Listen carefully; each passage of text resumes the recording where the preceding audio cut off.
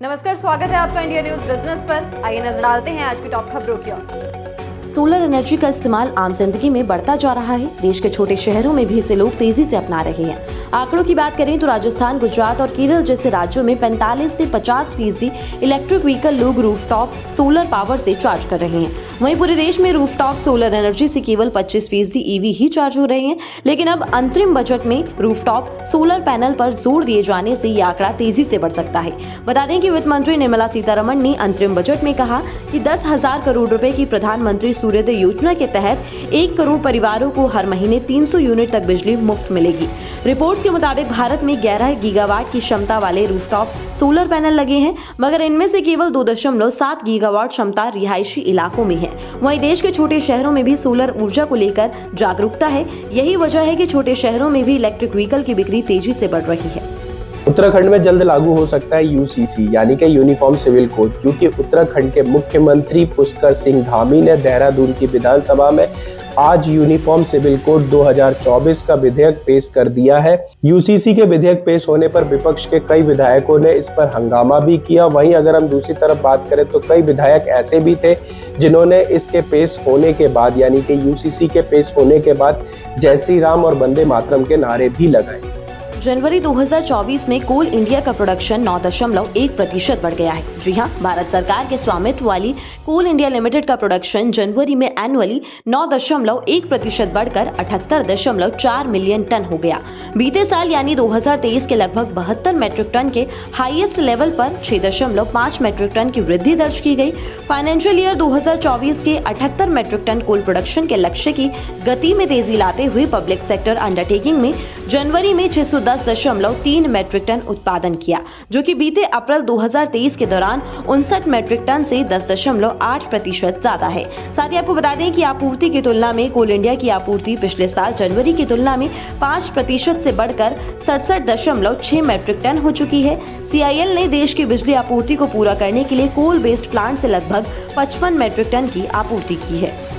सोनी ने 10 अरब डॉलर की मर्जर की डील के कैंसिल करने के बाद भारत की अदालती कार्रवाई पर रोक लगाने के लिए सिंगापुर की आर्बिट्रेशन ट्रिब्यूनल्स SIAC के पास एक याचिका भेजी थी। लेकिन अब अगर हम इस याचिका की बात करें तो SIAC यानी कि सिंगापुर इंटरनेशनल आर्बिट्रेशन सेंटर ने सोनी की इस याचिका को खारिज कर दिया है। साथ ही SIAC ने कहा है कि उसके पास जी को NCLT के पास जाने से रोकने का कोई भी अधिकार नहीं है।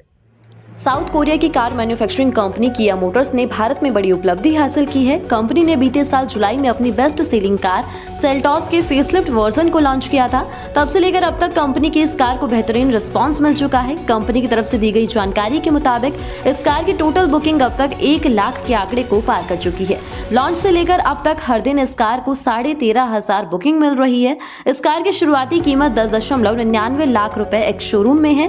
कंपनी की ये कार 2 पावर ट्रेन के साथ आती है। कंपनी ने इस कार में 1.5 लीटर का पेट्रोल और टर्बो डीजल इंजन दिया है। 1.5 लीटर का पेट्रोल इंजन 115 HP की मैक्सिमम पावर और 144 Nm का मैक्सिमम टॉर्क जनरेट करता है।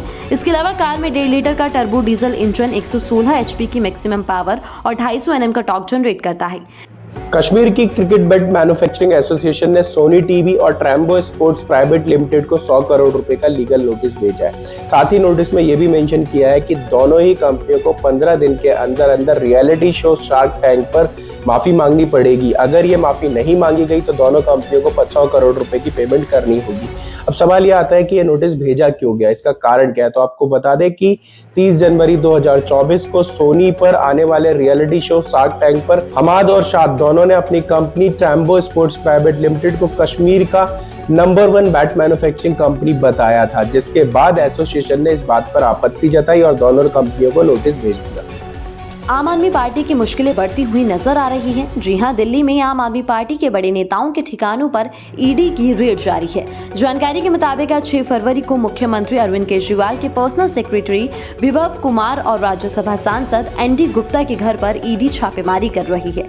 दिल्ली जल बोर्ड में भ्रष्टाचार के मामले में ईडी ने ये एक्शन लिया है।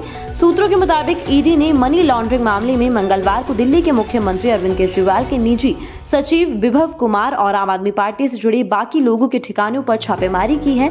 उन्होंने बताया कि दिल्ली के करीब 12 ठिकानों पर छापेमारी की जा रही है। खबरों के मुताबिक केजरीवाल के निजी सचिव और दिल्ली जल बोर्ड के पूर्व सदस्य शलभ कुमार के अलावा कुछ अन्य नेताओं के ठिकानों पर ईडी की रेड चल रही है।